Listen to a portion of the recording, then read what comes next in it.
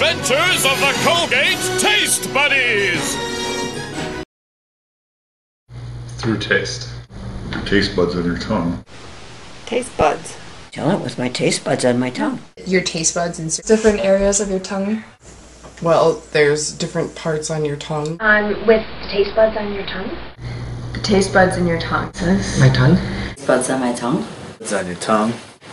I suppose there's little buds or something on my tongue.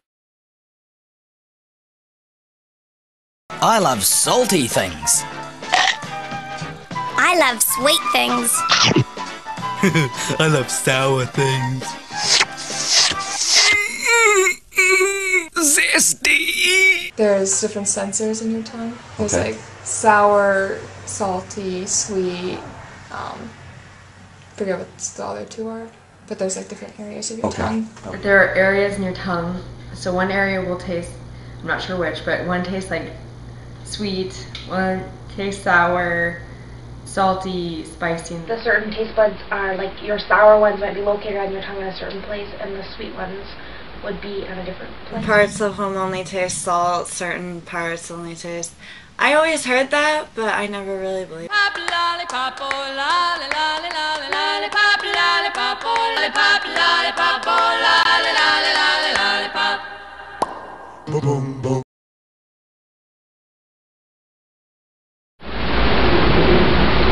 be honest, I felt it all over.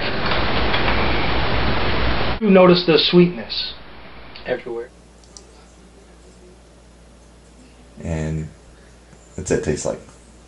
Salty. I don't know. I guess I don't feel like the middle or the back of my tongue tastes the flavor like everything else does. And what do you taste? Tastes salty. Tastes salty.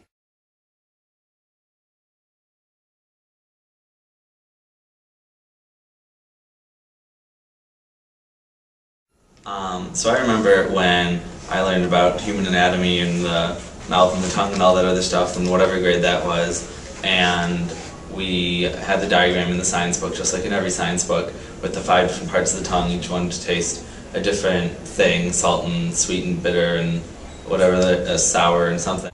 A 1901 research paper published by D.P. Honig stated that the tongue had distinct areas of taste sensitivity. Using volunteers, he determined that the 4 tastes were strongest on certain parts of the tongue. The paper was simply based on the volunteers' responses. In 1942, Honig's raw data was interpreted by Edward Boring. Boring graphed Honig's findings and developed a tongue map.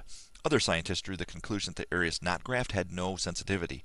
Boring was a noted Harvard psychology historian.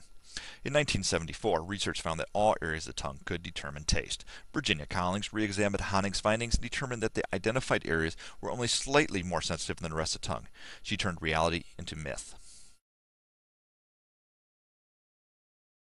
To test what they say in textbooks, there are a couple different ways. You can go on and do your own research, go on the internet, Google something, see what other people say, see if there are conflicting opinions, and then do what we're doing. Do the hands-on testing and see for yourself.